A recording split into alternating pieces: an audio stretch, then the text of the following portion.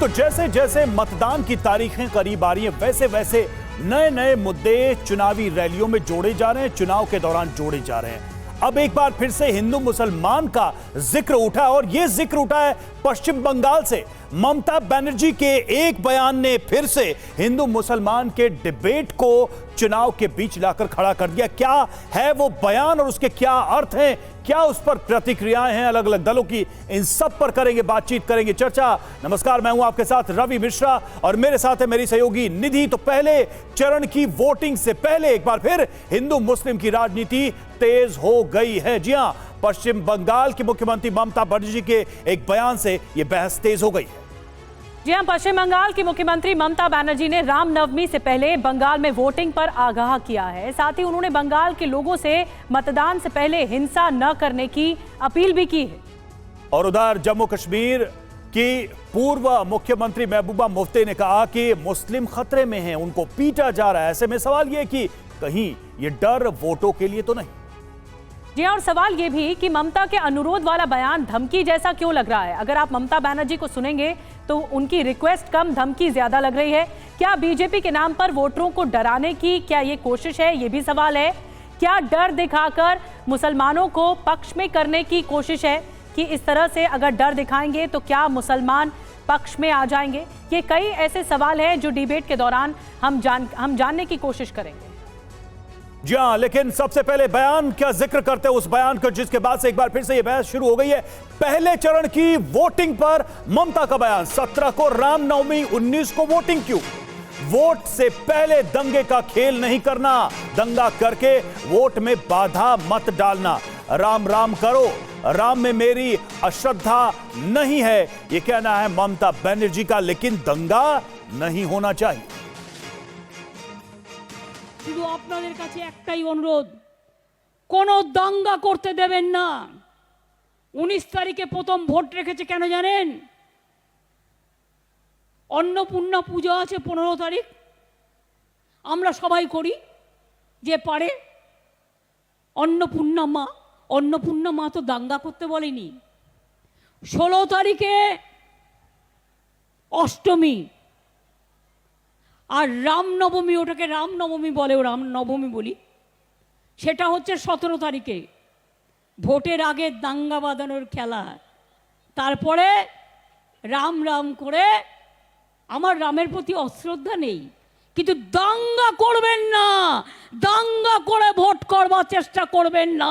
তাহলে মনে রাখবেন, দাঙ্গাকারীদের বিরুদ্ধে যত কঠোরতম ব্যবস্থা আমরা নেবই নেব, দাঙ্গাকারীদের ছাড়বো না।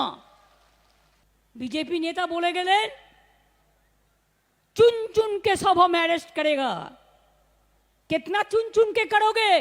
पहले आपका जितना लीडर है सबको चुन चुन के हम भी कर सकता है, लेकिन हम डार्टी पॉलिटिक्स नहीं करते। तो ममता बनर्जी का बयान हमने आपको पूरा सुनवाया। अब ममता बनर्जी के बयान का जो रामनवमी पर दिया गया है, उस बयान को डिकोड करते हैं। आइए उसके मायने क्या है, क्या कहना चाह रही है ममता बनर्जी।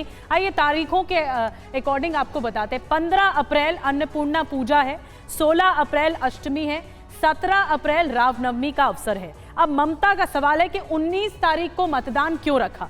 तारीखों से जुड़ी हुई उन्होंने अपनी समस्या बताई, इसके मायने क्या है ये समझने की कोशिश करिए।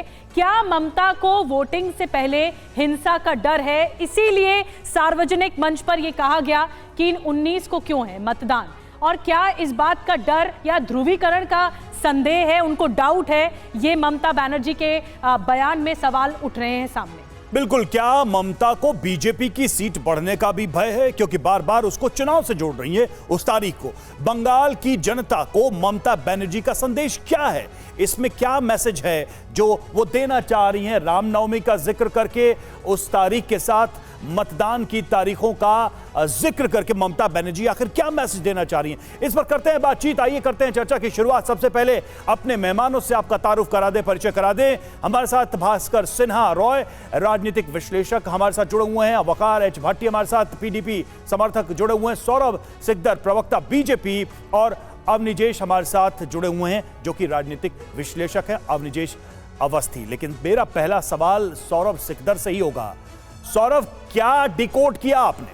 ममता बनर्जी का बयान हमने आपको सुनाया, वो तारीखों का जिक्र कर रही हैं, रामनवमी का जिक्र कर रही हैं और साथ में दंगे की भी बात कह रही हैं। क्या बीजेपी ने रिसीव किया इससे और बीजेपी की प्रतिक्रिया क्या है? देखिए, ममता बनर्जी जी को इतने घबराए हुए, इतने बौखलाए हुए हमने कभी नहीं देखा है। देखिए, रामनवमी जो है, रामनवमी बंगाल में आज से नहीं पालन किया जा रहा है। हम लोग इस टाइम पे बासंती पूजा करता है, जैसे ममता दीदी ने बोला मां अन्नपूर्णा का पूजा करते हैं। मां विभिन्न रूप से इस नवरात्रि में बंगाल में पूजे जाते हैं। और आप लोगों को याद दिला दूं, पिछले बार इसी रामनवमी का जब जुलूस निकला था तब तो कोई चुनाव नहीं था। ये जुलूस के ऊपर आक्रमण किया गया था, दंगा किया गया था। बाद में एनआईए ने जब अरेस्ट किया, लोकल पुलिस उसमें कोई एक्शन नहीं लिया। एनआईए ने जब अरेस्ट किया, सारे टीएमसी का समर्थक निकले। तो इसीलिए ये जो ध्रुवीकरण का राजनीति ममता बनर्जी जी करना चाह रहा है, इसमें उसका घबराहट स्पष्ट हो रहा है। यही ममता बनर्जी जी बार बार बोलते हैं दंगा नहीं करने देंगे। वही ममता बनर्जी जी वही एक विशेष एरिया में जाके बोलते हैं जो गाय दूध देता है मैं उसका लात खाने के लिए तैयार हूं। उसका एक मंत्री बोलता है कि हम मिनी पाकिस्तान बना देंगे कलकत्ता को। तो इसमें यह स्पष्ट है कि किसको टारगेट कर रहे हैं और किसके वोट का ध्रुवीकरण करना चाह रहा है। लेकिन बंगाल के जनता जो है इतना बेवकूफ नहीं है, इसमें बिल्कुल नहीं आएंगे।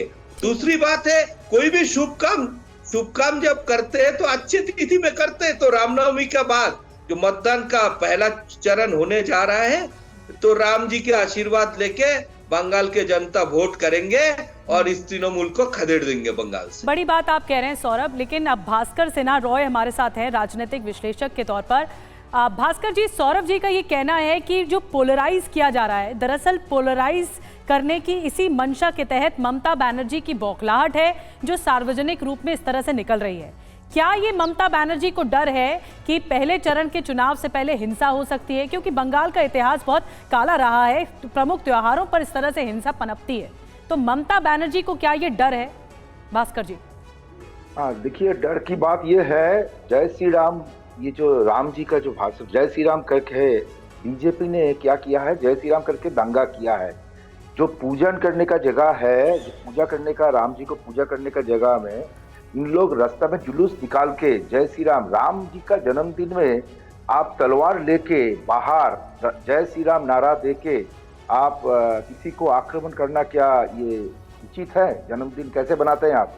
और ये बंगाल में 7 चरणों में चुनाव होने का कारण भी मुझे मालूम नहीं है। जहां तमिलनाडु में 1 चरण में हो रहा है, यूपी उत्तर प्रदेश में 5 चरणों में चुनाव, लेकिन बंगाल में 7 चरणों में चुनाव। और देखा गया, और चुनाव के पहले ये जय श्री राम नारा देके ये बीजेपी वाले राजनीति से ज्यादा ये जो रिलीजियस सेंटीमेंट है, रिलीजियस सेंटीमेंट को इस्तेमाल कर रहे हैं।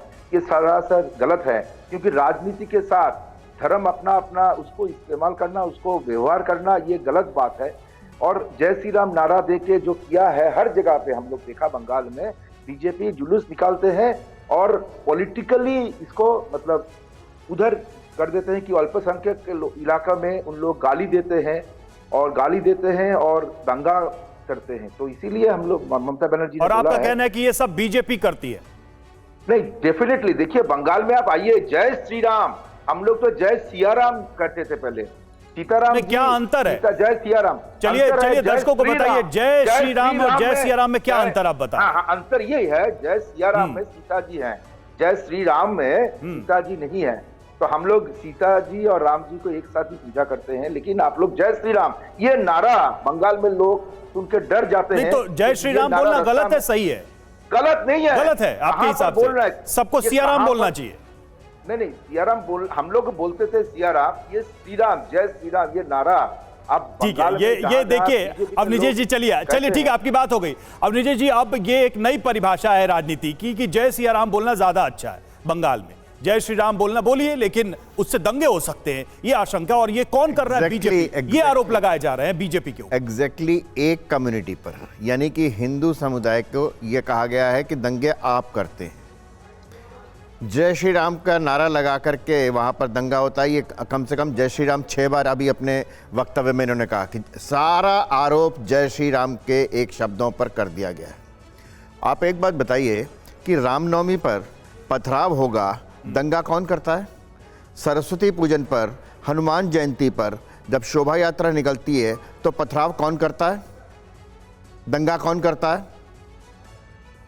बात बड़ी साफ सी है कि वहां के समुदाय को यह कहना कि मैं देखो हिंदू समुदाय को वार्न कर रही हूं, यह है मसला। मसला असली है कि दंगा वो करते हैं और मैंने वार्न किया है। आप कह रहे हैं टारगेटेड है। नेचुरली उन्होंने कहा ना कि देखो रामनवमी पे दंगा मत करना। मैं किसके लिए कह रही है वो? क्या दंगा तो करते थे आप लोग, हर रामनवमी में दंगा होता था, इसीलिए आपको बोला गया कि दंगा मत। भैया देखो बात सुनो अपने बंगाल में ना, बंगाल में आप ये कहो कि वहां पे सारे लोग दंगा करते हैं, हिंदू वाले, हिंदू पक्ष के लोग, ये आप वहां पे कहिए जाकर के। बीजेपी वाले दंगा करते, पूरे हिंदू वाले का ठीका मत। तो जय श्री राम, आप एक बात बताइए, आप एक रामनवमी का बीजेपी से क्या लेना देना? रामनवमी का बीजेपी से क्या लेना देना? नहीं, ये तो इस्तेमाल करते हैं। रामनवमी के अवसर पर वहां का समूचा हिंदू समुदाय, हिंदू समाज जब बाहर निकलता है, शोभा यात्रा निकलता है, तो उसके लिए आप ये कहेंगे कि जय श्री राम का नारा लगा करके दंगा करते हो आप? देखिए बीजेपी पूरा हिंदू समुदाय नहीं है। कहाँ पूरा हिंदू समुदाय बीजेपी नहीं है, लेकिन जो बीजेपी है, उन्होंने कहा रामनवमी पर दंगा मत करना। हाँ करते तो आप लोग, इतिहास नहीं कर रहा है। अरे भैया एनआईए किसको पकड़ती है वहां पर? एनआईए किसको पकड़ती है? वहां के हाई कोर्ट के बाद तो मूर्ति विसर्जन का अवसर मिलता है। हाई कोर्ट की इजाजत के बाद वहां पर दुर्गा मूर्ति विसर्जन होता है। ये हालत कर रखी है बंगाल में। देखिए बीजेपी मतलब हिंदू नहीं है, हर हिंदू बीजेपी नहीं है। और जय श्री राम ये नारा ऐसे आप लोग इस्तेमाल किया है, लोग डर जाते हैं। भगवान राम का नाम कीजिए, हम लोग भी करते हैं, लेकिन ये एक बात बड़ी साफ सी बताइए, आपको जय श्री राम बोलने से डर लगता है? नहीं, डर नहीं लगता। यहाँ कोई गला नहीं काटता, गला नहीं रेतता कोई जय श्री राम का नारा कह करके। नहीं, जय श्री राम नारा ऊपर से पत्थरबाजी आती है। नहीं, घरों की छतों पर पत्थर क्यों इकट्ठे किए जाते हैं? घरों की छतों पर पत्थर क्यों इकट्ठे किए जाते हैं, ये बताइए। लेकिन अवनीश जी और भास्कर जी, एक मूल बात यहाँ पर ये है, संख्यक को आपने चुनाव में खड़ा नहीं किया, आपने हिंदू लोगों को ही खड़ा किया है। मैं माफी के साथ आपको रोक रही हूँ। मूल बात यह है कि कोई भी नहीं चाहेगा, चाहे वो टीएमसी भी नहीं चाहेगी, वो बीजेपी भी नहीं चाहेगी कि पश्चिम बंगाल का माहौल बिगड़े और हिंसा की तरफ आगे बढ़े या दंगे की तरफ आगे बढ़े। मैं आऊंगी, बहस को आगे बढ़ाएंगे। एक बड़ी खबर आ रही है पश्चिम बंगाल से ही है। पूर्वी मिदनापुर में एनआईए की टीम पर हमला हुआ है। भूपति नगर बताया जा रहा इलाका है जहां पर एनआईए की टीम पहुंची थी, वहां पर रेड चल रही थी और यहां पर अटैक किया गया। टीम पर, एनआईए की टीम पर ईंट और पत्थर से अटैक किया गया। धमाके से जुड़े मामले की जांच के लिए पहुंची थी एनआईए की टीम और उस पर अटैक किया गया। भास्कर जी, पहले संदेश खाली में जो शेख शाहजहां रहा, उसके समर्थक ईडी की टीम पर अटैक करते हैं और उसके बाद अब ये घटना आ रही है सामने। एनआईए की टीम अपनी जांच कर रही थी और उसके बाद वहां अटैक हो जाता है। मैं एक छोटा सा सवाल पूछना चाहता हूं, क्या वो जो अटैक हुआ है वो जय श्री राम का नारा लगा करके हुआ है?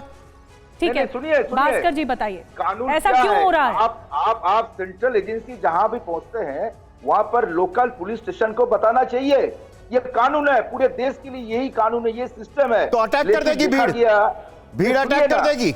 नहीं सुनिए, नहीं अटैक का सवाल नहीं है, ये लोकल एडमिनिस्ट्रेशन, मतलब आप अटैकर्स को बचा रहे हैं, पुलिस के ऊपर होता है। आप कह रहे हैं कि अगर लोकल पुलिस को इन्फॉर्म नहीं किया गया तो भीड़ तो अटैक करेगी। पुलिस स्टेशन को आप सुनिए, लोकल पुलिस आप ये बताइए, जय श्री राम का नारा लगा करके अटैक किया गया? नहीं, आप ये जवाब आपने अभी कहा जय श्री राम।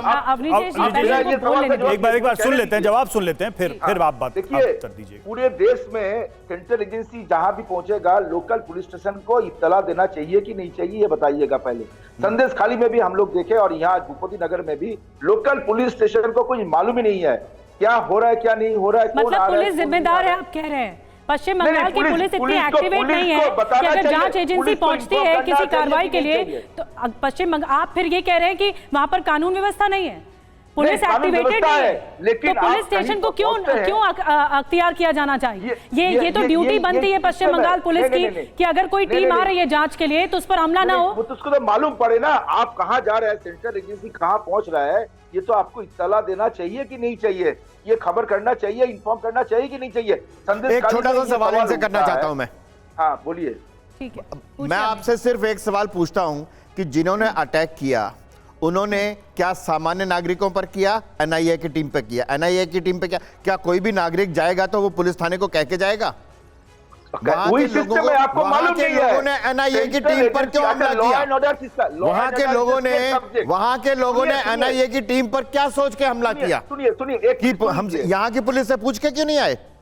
सुनिए नहीं, ठीक है, देखिए दो बातें अवनिजेश जी, चलिए ठीक है, उनका कहना है दो बातें हैं, ठीक है भास्कर जी, दो बातें हैं। आपका तर्क है कि लोकल पुलिस को बता के साथ ले जाना चाहिए, ये आपने कानूनी बात बताई, ठीक है, लेकिन अगर कोई लोकल पुलिस नहीं ले जा पाया या नहीं ले गया तो बंगाल में क्या उसके ऊपर हर बार हमला होगा? संदेश खाली में हुआ, अब ये हमला हुआ, 2 रिपीटेड हमले हुए हैं, वेस्ट बंगाल की पुलिस जहां नहीं रहेगी वहां ये होगा, ये भी तो सवाल आपसे पूछा जाएगा।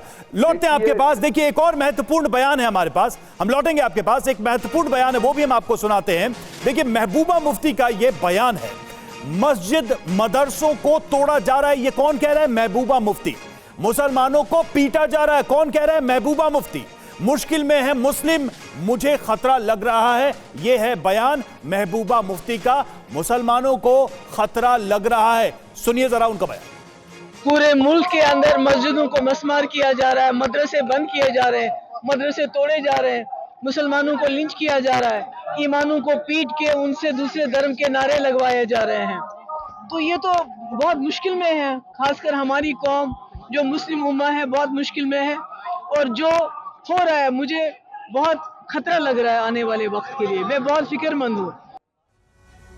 और देखिए वकार एच भट्टी हमारे साथ, पीडीपी के समर्थक जुड़े हुए। भट्टी साहब, महबूबा मुफ्ती ने ऐसा लगता है कि देश के करोड़ों मुसलमानों से बात कर ली और सबने बता दिया उनको कि हम तो खतरे में, जीना मुहाल है देश में।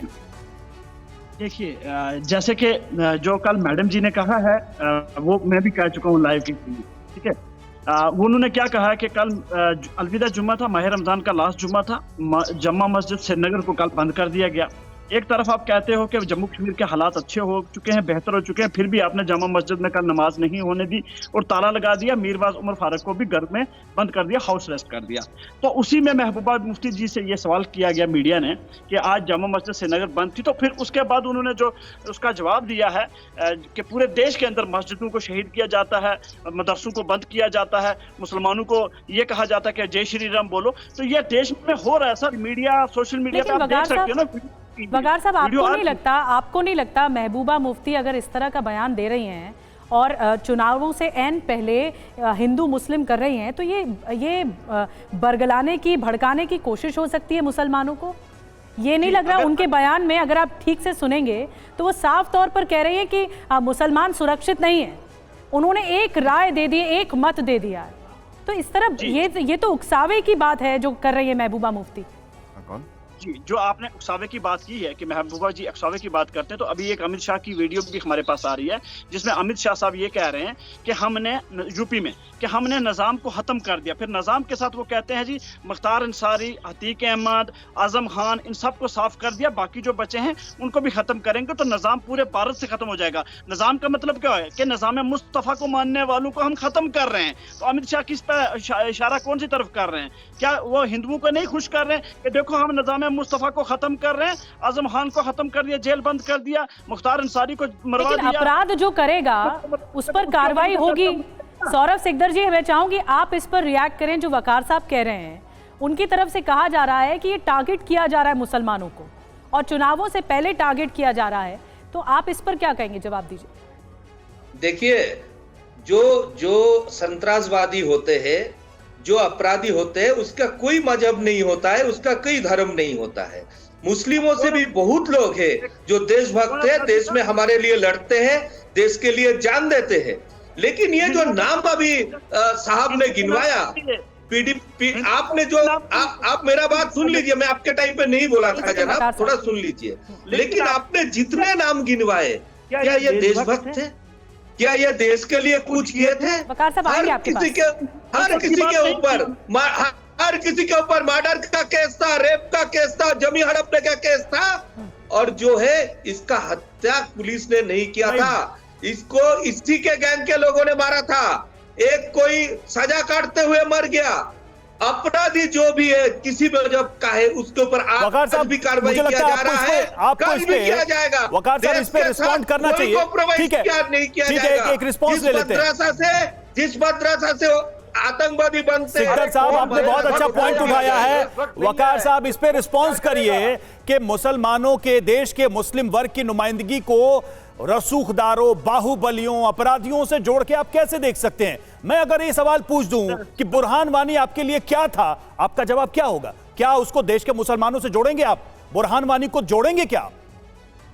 अब सुनिए, आइए आता हूं मैं बुरहान वानी के ऊपर भी। पहले नहीं, आपने अतीक अहमद का तो नाम ले लिया बहुत सरलता से। आप बुरहान वानी पे बोल के दिखाइए मुझे इस टीवी पे, नेशनल टीवी पे, कि आपके लिए बुरहान वानी कौन है? मेरे लिए कश्मीर का एक हमारा नौजवान भाई था जिसको इस सिस्टम ने गन की तरफ मजबूर किया। बस यहीं पे फर्क है। जो सेना पर, अपने देश के नागरिकों पर हथियार उठाता है, उसको भी आप कहते हैं कि उसको गुमराह किया गया। सही कर रहा था वो। नहीं, वो क्या नुमाइंदगी कर रहा था मुसलमानों की? एक छोटा सा 10 साल के बच्चे को, 10 साल के बच्चे को जिन्होंने हथियार उठाया, मैं उसको ये वकार भाई, ये धारा 370 वाला जब तक सिस्टम था ना, उसी सिस्टम की बात कर रहे हैं ना, उसके बाद किसी ने गन नहीं उठाई। ये धारा 370 वाला सिस्टम था, उसी सिस्टम, वही सिस्टम था। एक बात, दूसरे अतीक अहमद हो या विकास दुबे हो, विकास दुबे हो या अतीक अहमद हो, और ये कोई भी हो, वो बन जाएगा। कानून अपना काम करेगा, कानून धर्म नहीं देखता, धर्म नहीं देखता। ये बात, एक निधि जी, छोटी सी बात और मैं पूछना चाहता हूँ। ये बात एक्सपोज करती है कि आप बुरहान वानी का महिमा मंडन कर रहे हैं। ये बात आप एक्सपोज करें, उसने जुर्म की दुनिया का साथ दिया, उस पर आप कुछ नहीं बोल रहे, लेकिन डिफेंड इस बात पर कर रहे हैं कि वो कश्मीर का नौजवान था। कौन सा सिस्टम था वो? धारा 370 वाला सिस्टम ना। बात तो सुन लीजिए ना जनाब। धारा 370 वाले सिस्टम ने किया था ना। साहब बोलिए। उसके बाद पत्थरबाजी बंद हो गई है, बच्चे स्कूल में पढ़ रहे हैं, खिलाड़ी खेल रहे हैं, ठीक है, फिल्म थिएटर खुल गए हैं। बात रखिए, वकार साहब को अपनी बात रखने दीजिए। वकार साहब कंप्लीट करिए। देखिए जैसे कल एक वीडियो वायरल हुई फारूक अब्दुल्ला जी की। फारूक अब्दुल्ला जम्मू में जय श्री राम के भजन गा रहे थे, ठीक है ना। वो तमाम मीडिया ने वीडियो अपडेट की और बड़ी तारीफ की थी। देखो जी, फारूक अब्दुल्ला एक बहुत बड़ा सेकुलर नेता है, ठीक है, क्योंकि उसने राम जी का भजन गाया है। लेकिन अगर महबूबा मुफ्ती जी या मेरे जैसे लोग या और कोई मुस्लिम लीडर इस्लाम की बात करता है, मजहब अपने की बात करता है, ला इलाहा इल्लल्लाह मोहम्मद रसूलुल्लाह की बात करता है, अब कहते हो जी किसी भी नेता की चॉइस है, अगर वो भजन गाना चाहे या नमाज पढ़ना चाहे। इस्लाम की बात करने पर हमें कोई आपत्ति नहीं है। कोई किसी की कोई भी उपासना पद्धति हो सकती है, लेकिन अभी सिकदर साहब ने कहा इस देश के करोड़ों मुसलमानों की निष्ठा इसी देश में है। पूरा पॉइंट सुन लीजिए। मुसलमान नहीं है सांप्रदायिक, ये जो मुस्लिम नेतृत्व है ना, उसको दिक्कत है। वही कश्मीर के लोग जो पत्थर उठाते थे, वो आज क्या कर रहे हैं? केसर की क्यारियों में केसर उगा रहे हैं, शिकारा चला रहे हैं, खेल रहे हैं राष्ट्रीय। एक बार सुन लेते हैं। आप बड़े समझदार इंसान है जनाब, क्यों बीच बोलते हो? सुन लीजिए ना। देखिए सर, आपको वो मुसलमान अच्छे लगते हैं जो मंदिरों में जाकर घंटे बजाते हैं, भजन गाते हैं, वो आपके मुसलमान हैं। आपके लिए बीजेपी में खुद ही आप कह रहे थे फारूक अब्दुल्ला की तारीफ। सुन लेते हैं, पूरी बात सुन लेते हैं, कंप्लीट करने दीजिए प्लीज। सुन लीजिए ना। जो मुसलमान या का नाबुदु व या का नस्ताइन कहता खुदा एक है और उसी की इबादत करते हैं, उसी से मदद मांगते हैं, वो मुसलमान आपके लिए माफिया हो सकता है, वो मुसलमान आपके लिए आतंकवादी हो सकता है। आप बताइए, क्या असम का मुख्यमंत्री क्या कहता है मुसलमानों के लिए? क्या वो मदरसों को सीज नहीं करवाता? उत्तर प्रदेश का मुख्यमंत्री वकार साहब सुनिए, मुझे नहीं हो वकार साहब, हो सकता है ये राजनीतिक बहस हो, लेकिन मुसलमानों को लेकर इस देश में हम क्या सोचते हैं, मुझे लगता है आपको बताना जरूरी है। इतनी गलत सोच आपके दिमाग में, मुझे नहीं पता पाकिस्तान से आप लेके आए, कहां से लेके आए। पहली बात तो ये सुनिए, सुन लीजिए मेरी बात, झूठ मत बोलिए टीवी पर। इस देश में सुनिए, इस देश में अपने धर्म का पालन करने वाला मुसलमान सच्चा मुसलमान है, जो अपने ईमान पर टिका रहे, जो भारत का रहे, जो भारत मां के जय के नारे लगाए, वो सच्चा मुसलमान है हमारे लिए। वो राम का नाम ले या अल्लाह का नाम ले, उससे हमें कोई फर्क नहीं पड़ता। वो हिंदुस्तान का मुसलमान है, हम उसे मानते हैं। वो भारत की सेना के साथ है, वो नहीं जो भारत की सेना के खिलाफ हथियार उठा ले। और आपके मुंह से नाम तक नहीं निकला जब मैंने सवाल पूछा, तो आप कह रहे भटका हुआ नौजवान। जो नौजवान हथियार उठाकर देश में आम लोगों के ऊपर, सेना के ऊपर गोली चलाता हो, वो आपके लिए भटका हुआ नौजवान है। मुसलमानों को उससे मत जोड़िए आप। आतंकवादियों के नाम से, अपराधियों के नाम से मुसलमानों को मत जोड़िए। मैं आपको साफ साफ कह रहा हूं, यह देश आप जैसे विचार को नकार देगा। आपको मैं साफ कह रहा हूं, भविष्य की बात बता रहा हूं। आपका पॉलिटिकल जो भी एम्बिशन हो, वो अपने आप में देश के मुसलमानों को गलत मैसेज दे रहा है। मेरी आपसे गुजारिश है, एक सवाल करना चाहता हूं, देखिए कौन देशद्रोही है, कौन देश प्रेमी है, कौन तैयार करेगा? आप लोग, देश में कानून व्यवस्था नहीं रहेगा, कुछ भी नहीं रहेगा। बीजेपी जिसको कहेगा ये देश प्रेमी है, वो देश प्रेमी बन जाएगा। अरे भास्कर साहब, कोई नहीं तय करेगा सर। जो हथियार उठा ले सेना के खिलाफ, उसके लिए आपको कंफ्यूजन है कुछ? उसके लिए कुछ कंफ्यूजन है आपको? भास्कर साहब, जो पाकिस्तान का नारा लगाए, उसके लिए कोई कंफ्यूजन है आपको? अभी भी कंफ्यूज हैं आप?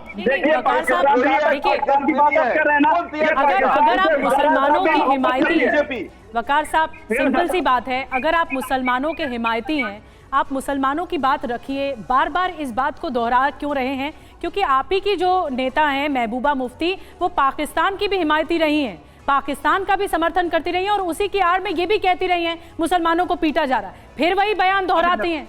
तो आम मुसलमान और टेररिस्ट के बीच में फर्क समझ में आना चाहिए आपको। आप सब एक ही तराजू में क्यों तोलते हुए दिख रहे हैं? ठीक है जी मैडम, अब मुझे क्लियर करने दीजिए, पाकिस्तान पे क्लियर करने दीजिए। पहली बात, मैं उस पाकिस्तान के लोकतंत्र के ऊपर लानत भेजता हूं जहां इमरान खान जैसे एक लीडर जेल में जीतने के बाद और 17 सीट वाला प्रधानमंत्री वहां बन जाता है। उस आर्मी के ऊपर भी मैं शैमान, पाकिस्तान आर्मी और जो डॉलर आर्मी है, मुझे उस पर तरस आता है कि किस मुल्क में वो लोग रह रहे हैं जो बेचारे आम लोगों पर जुल्म करते हैं। मुझे उस मुल्क से कोई लेना देना ही नहीं। मैं बात कर रहा हूं कश्मीर की, मैं बात कर रहा हूं हिंदुस्तान के मुसलमान की। मैं कह रहा हूं कि जमहूरियत में मुसलमान को भी उतना ही हक मिलना चाहिए, उतना ही राइट मिलना चाहिए जैसे आज अपने श्रीनगर में जामा मस्जिद बंद। फिर आप मानेंगे इन 5 साल में 370 हटने के बाद बदला है कश्मीर? सुनिए, आप ये मानेंगे, अग्री करेंगे अगर आप इतना घूमते हैं और मुसलमानों से बात करते हैं? सुनिए मैडम जी, जहां तक आपने 370 बात की, 370 पाकिस्तान के संविधान ने नहीं दी थी, वो हिंदुस्तान के संविधान ने दी थी। हिंदुस्तान 370 से पहले भी हिंदुस्तान की हुकूमत राज करती थी जम्मू कश्मीर में, हिंदुस्तान की एजेंसियां यहां रूल करती थी। तो 370 चलिए ठीक है, देखिए 370 अब इतिहास हो गया सर, 370 इतिहास हो गया। संविधान के मुताबिक ही वो निर्णय लिया गया, पार्लियामेंट ने निर्णय लिया। सुनिए तो मेरी बात, सुन ली ना आपकी बात, आप सुन, धैर्य रखिए, धैर्य रखिए, धैर्य रखिए। आप हिंदुस्तान में डेमोक्रेसी में सबकी बात सुननी होती है, सबको सुनना होता है। ये देश पार्लियामेंट से, संविधान से चलता और उसी के तहत वो 370 था भी और उसी के तहत वो हटा भी। इसमें कहीं कोई दिक्कत नहीं है। आप लोगों ने जो कहना था आप कह चुके हैं, और राम और रहीम में कोई फर्क नहीं। इस देश में जिसकी जो आस्था है वो इस देश में मानने के लिए आजाद है। एपीजे अब्दुल कलाम भी इस देश के राष्ट्रपति थे, सिर आंखों पर हमने बिठाया था, ये मत भूलिए। देश के मुसलमानों को ये भी बताना मत भूलिए। और देखिए, राम के नाम पर पीएम मोदी ने भी बयान दिया और किस तरीके से ऐसे ही आरोपों पर उन्होंने प्रतिक्रिया दी। जरा चुरू की रैली में उन्होंने क्या कहा, देखिए इसको। तो एक मुझे पत्रकार बता रहे थे कि कांग्रेस पार्टी ने एक एडवाइजरी निकाली है, और एडवाइजरी भी इतनी डरे डरे निकाली है। उन्होंने कांग्रेस की सभी इकाइयों को कहा है कि अयोध्या राम मंदिर की चर्चा अगर निकल पड़े तो मुंह पे ताला लगा देना, कुछ बोलना ही मत। उनको लगने लगा है कि अगर राम का नाम लिया तो पता नहीं कब राम राम हो जाए। हमारा देश, हमारी आस्था, इनका इतना घोर अपमान ये देश सह नहीं सकता है। प्रधानमंत्री मोदी को आपने सुना, उन्होंने किस तरह से बयान दिया। और भास्कर सिन्हा रॉय साहब हमारे साथ हैं। भास्कर साहब, क्या ममता बनर्जी को ये लग रहा है, क्योंकि ये जो सार्वजनिक मंच पर उन्होंने बात कही है रामनवमी को लेकर के हिंसा हो सकती है, क्या इस बात का डर है और क्या ये दांव चलने की कोशिश है चुनावों से पहले ताकि लोग उनके पाले में आ जाएं? ये चलने नहीं दिया जाएगा। ये जो दंगा करने का जो कोशिश करेगा इसको नहीं करने दिया जाएगा। दूसरी बात है कि आप लोग तैयार करेंगे, मतलब बीजेपी तैयार करेगा कौन देशद्रोही है, कौन देशप्रेमी है। देश की कानून व्यवस्था नहीं है। आप कोई किसी को भी आप कह देते हैं कि ये देशद्रोही है, तो देश की कानून व्यवस्था नहीं है, कुछ भी नहीं रहेगा। मैं राम के नाम पर बोल रही हूँ। राम के नाम पर आप देखिए, राम के नाम पर जो हो रहा है बंगाल में, जो हुआ है पिछले कई सालों से जो हो रहा है, हर रामनवमी के टाइम में देखा गया, हर टाइम में कि उन लोग जुलूस निकालते हैं और जुलूस निकालने के बाद गाली देते हैं और माइनॉरिटी कम्युनिटी को गाली देते हैं, उस इलाके से जुलूस लेके जाते हैं और उनका क्या है, उसका उद्देश्य यही है कि दंगा लगाने का। क्योंकि हिंदू मुसलमान को दंगा लगा के इन लोगों ने चुनाव में हिंदू वोट को इकट्ठा करना चाहते हैं। यही है। बंगाल में 30% मुसलमान लोग हैं। अगर आपने प्रधानमंत्री मोदी को सुना हो, जो अभी हमने बाइट सुनवाई, उनकी तरफ से कहना है कि राम के नाम पर जानबूझकर जो विपक्षी दल है वो चुप हैं। देखिए, एक तो डैमेज हो चुका है कि जब न्योता अस्वीकार किया गया कांग्रेस की तरफ से, लेकिन उनका कहना यह है क्योंकि चुनाव है इसीलिए राम के नाम पर चुप्पी साधे हैं। नहीं, राम जी को नाम को लेके जितना पॉलिटिक्स बीजेपी ने किया है ये हिंदुस्तान में और कोई नहीं किया। चलिए एक रिएक्शन लेते हैं। सौरभ सिकदर साहब काफी देर से इंतजार कर रहे हैं। सौरभ साहब, दो हमने बयान दिखाए हैं। आप पश्चिम बंगाल में तो लेके कहते हैं कि रामनवमी निकालनी है, राम को लेके वहां दिक्कत है, सरकार वहां एक तरफा काम करती है। लगभग आप ही के जैसा लगभग वही बयान तो महबूबा मुफ्ती दे रही है, बस वो मुसलमानों के लिए दे रही है। क्या अंतर है उसमें? बंगाल में आप कुछ और कह रहे हैं, कश्मीर में वही आरोप आपके ऊपर, आप लोगों की सरकार के ऊपर महबूबा मुफ्ती लगा रही है। फर्क क्या है? क्या बताना चाहेंगे देश को और जनता को कि अंतर क्या है? वैसा ही आरोप है। देखिए, बंगाल में एक ना केवल रामनवमी है, यहाँ दुर्गा पूजा से लेके सरस्वती पूजा से लेके कोई भी धर्मीय आचार करने के लिए, पूजा करने के लिए हमको कोर्ट तक दौड़ना पड़ता है, हाई कोर्ट से ऑर्डर लेके प्रतिमा निराचित। अरे चुप रहिए। सौरभ साहब को बोलने दीजिए, आपको मौका दिया था। सौरभ सिकदर साहब को बोलने दीजिए, सिकदर साहब को बोलने दीजिए। ममता बनर्जी जी राम नाम सुन के इतना चिढ़ क्यों जाती है? नहीं, बहुत सारे फुटेज है जो गाड़ी से उतार के वो धावा बोला है। क्या बोला था? जय श्री राम दीदी। हम भी बोलेंगे। भास्कर जी ठीक है, अपनी बात कर ली आपने, आप बोलने दीजिए उनको बोलने दीजिए। तो बंगाल में दीदी ऐसे ही राम नाम से चिढ़ती है। राम नाम उनके सामने कोई जय श्री राम बोल दे वो मारने को दौड़ती है। और ये बात तुष्टिकरण का जो है, ये मुस्लिमों का मसीहा बनने का कोशिश कर रहे हैं कि देखो मैं रहूंगा तो आप लोगों का सब कुछ चलेगा, आप लोगों के ऊपर कोई केस नहीं होगा, आप जो मर्जी कर सकते हो, हर जिला में एक यही बात तो वो कह रहे हैं कि आप हिंदुओं का मसीहा बनने की कोशिश कर रहे हैं। यही आरोप आपके ऊपर वो लगा रहे हैं कि आप हिंदुओं का मसीहा बनने की कोशिश कर रहे हैं। अब मैं कश्मीर में आता हूं। कश्मीर में जो थ्रेट्स है, जो लॉ एंड ऑर्डर का प्रॉब्लम है, वो तो बंगाल में नहीं है। 370 के बाद अभी भाई साहब कर रहे थे, तो 370 हटने के बाद आप अपना सीने पे हाथ रख के बोलिए कि कश्मीर का फाइनेंशियल ग्रोथ हुआ है कि नहीं, पहले से ज्यादा टूरिस्ट कश्मीर में जाता है कि नहीं, कश्मीर का व्यापार बढ़ा है कि नहीं, कश्मीर का आम जनता 370 हटने के लिए खुश है और मोदी जी को दोनों हाथ से आशीर्वाद कर रहे हैं और इस लोकसभा चुनाव में भी करेंगे। ठीक है, वकार साहब बोलेंगे। कब चुनाव करेंगे? कश्मीर का जो सूरत हाल है, जो दिशा है, दशा है कश्मीर की, वो बदली है? क्योंकि सीधा सीधा सवाल सौरभ जी पूछ रहे हैं। जी देखिए, 370 के बाद कश्मीर में ये बदला कि पीर पंजाल, जहां से मैं इस टाइम लाइव हूं आपके साथ, यहाँ कभी 25 साल में एक बुलेट नहीं चला, लेकिन 370 के बाद 52 सेना के जवान यहाँ मारे गए हैं, 15 सिविलियन हिंदू मारे गए हैं। इसके बाद कश्मीर के अंदर टारगेट किलिंग खुलेआम हुई, लेकिन इसके ऊपर बीजेपी वाले, आरएसएस वाले कभी बोलते नहीं है। ये कहते हैं जी हमने बस पत्थर रोक दिए। भाई टारगेट किलिंग तो हो रही है ना, पत्थर रोक दिए आपने, सेना तो टारगेट किलिंग पहले नहीं होता था क्या वकार साहब? 370 रहते हुए नहीं होता था? कश्मीरी पंडितों को मार के नहीं भगाया गया था? उनका घर नहीं जलाया गया था? आर्मी के कॉन्वॉय में हमला नहीं हुआ था क्या? विकास हो गया। आप कैसे बोल रहे हो अमन हो गया? आप कैसे बोलते हो रोजगार हो गया? मैं अभी अपने गांव की रोड आपको भेजता हूँ वीडियो, सड़कों को देखिए, आप सड़कों के देखिए, आपने सिर्फ श्रीनगर को देखिए श्रीनगर के कुछ जो तथ्य 370 के बाद बदले हैं और जो पहले थे वकार साहब, उस पर भी आपको मुझे लगता है गौर करना चाहिए। अवनीश जी, अब सवाल यहां पर कुल मिलाकर यह है कि चुनाव नजदीक है, मतदान होने वाला है, बंगाल से लेकर कश्मीर तक हम ये देख रहे हैं कि हिंदू मुस्लिम का नैरेटिव आ रहा है सामने, इसमें वोटर से भी एड्रेस करने की कोशिश की जा रही है, लोगों को कहा भी जा रहा है। इस सब का क्या मतलब समझा जाए कि क्या आने वाले समय में ऐसे बयान और आने वाले हैं, और क्या वाकई में पोलराइजेशन ही वो अंतिम स्थिति है जिस पर मतदान करना या कराना चाहते हैं देश के राजनेता? आप ये बताइए कि भारत की राजनीति में कब ऐसा नहीं हुआ हिंदू और मुसलमान नहीं किया गया, ये मुझे बता दीजिए। 60 साल से 70 साल से ये तो कहा गया, जो आज महबूबा मुफ्ती कह रही हैं डरा धमका करके कि ये लोग खा जाएंगे। असलियत ये है कि इसी देश के एक जम्मू कश्मीर से घाटी से 5 लाख हिंदुओं को पलायन करना पड़ा, एक बार कोई नहीं बोला। बीजेपी की सरकार थी, जगमोहन ने किया इतने था। मंदिर तोड़ दिए गए, महबूबा मुफ्ती का एक बयान नहीं आया, कुल एक भी मिलाकर- मस्जिद नहीं तोड़ी गई, अवनीश जी, किसी एक हिंदू ने कोई गन नहीं उठाई इसी सिस्टम ने।